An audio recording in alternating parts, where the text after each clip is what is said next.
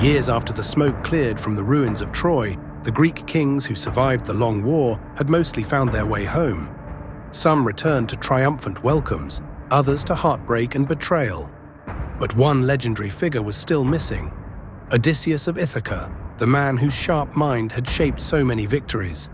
While danger closed in on his son Telemachus back in Ithaca, Odysseus sat in the great hall of the Phaeacians, surrounded by attentive listeners, and finally began to tell the story of his long and painful wanderings. If you're enjoying this journey through the Odyssey, please take a moment to subscribe and share the podcast with a friend. Welcome to our journey through Homer's The Odyssey. Today we're diving into Book 9, The Cyclops.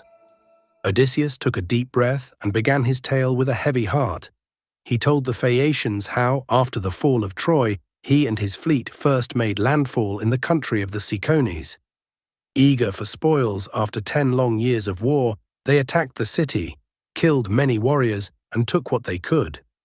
But the survivors called for help from neighboring tribes, and by morning a great army descended upon them. A brutal battle raged along the shore. Many of Odysseus's brave comrades fell that day. With heavy hearts and fewer ships, they barely escaped with their lives. Next, they were driven by storms to the land of the Lotus-Eaters, a peaceful but treacherous place. The inhabitants offered some of his men the sweet, honey-like fruit of the lotus. Those who tasted it immediately lost all desire to return home. They forgot their families, their purpose, and their homeland. Odysseus had to drag them back to the ships by force, tie them beneath the benches, and sail away quickly before the whole crew was lost to that dreamy forgetfulness. But the most famous and terrifying adventure was still to come. They reached the rugged island of the Cyclopes, enormous, one-eyed giants who lived like lawless shepherds, with no ships, no councils, and no fear of the gods. Curious and in need of supplies, Odysseus took 12 of his strongest and most trusted men and ventured into a deep, high cave belonging to Polyphemus, the fiercest of them all. Inside they found baskets brimming with cheese, jars of milk, and pens filled with young lambs and kids. His men urged him to grab what they could and flee, but Odysseus wanted to meet the owner of the cave, hoping for the gifts a host should give a stranger. When the massive Cyclops returned at sunset, driving his flocks before him, he rolled an enormous boulder across the cave entrance, a stone so heavy that 20 men could not have moved it.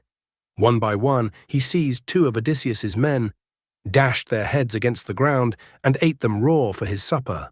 For 2 dreadful days this nightmare repeated. Trapped and desperate, Odysseus devised a plan. He sharpened a great olive wood stake and hid it under the dung. That evening he offered Polyphemus a strong, fragrant wine from his stores. The giant drank greedily and asked his name. Odysseus answered cleverly, "My name is Nobody." When the Cyclops finally fell into a deep, drunken sleep, Odysseus and his men heated the stake in the fire until it glowed red-hot and drove it deep into the monster's single eye. The giant awoke with a terrible roar of pain. When the other Cyclopes heard his cries and asked who was attacking him, Polyphemus bellowed, "Nobody is hurting me." Believing nothing was wrong, they left him alone. Thanks to that simple but brilliant trick, no help came. In the morning, as the blinded Polyphemus rolled the stone aside to let his sheep graze, Odysseus and his remaining men clung tightly to the thick wool of the largest rams and slipped out undetected. Once safely aboard their ship and a good distance from shore, Odysseus could not resist one final act of pride. He stood at the prow and shouted his true name back at the Cyclops, taunting him. In blind rage, Polyphemus tore the peak off a mountain and hurled it toward the sound of the voice, nearly swamping the ship with the massive wave. Worse still, the injured giant prayed to his father Poseidon, begging the sea god to curse Odysseus with many more years of suffering, the loss of all his companions, and a troubled return to a house full of strife. Odysseus's story left the Phaeacians stunned into silence. His quick thinking and courage had saved the rest of his men from certain death, but that same cleverness had earned him the undying hatred of Poseidon, the powerful god of the sea. Meanwhile, Telemachus is sailing straight into danger at home, while Odysseus's own story of survival and costly pride continues to unfold before the Phaeacians.